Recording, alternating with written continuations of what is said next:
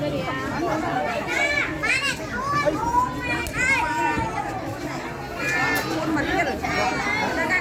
chẳng xưa thật sự cuốn đang bật riêng ra với nhăm nó bị ăn co máu rồi nó đi mình ai đấy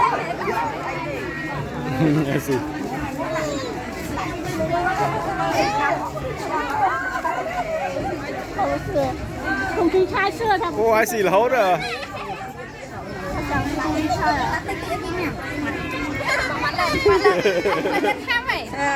đã sẵn co với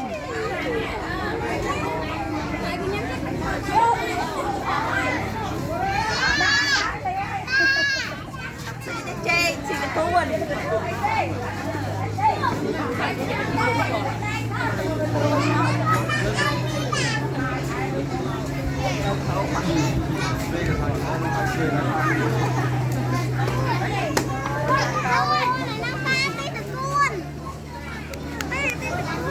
Rồi rồi.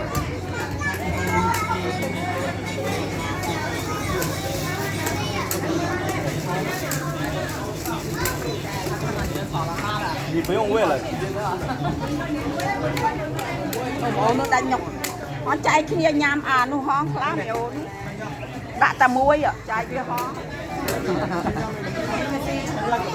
nó côn là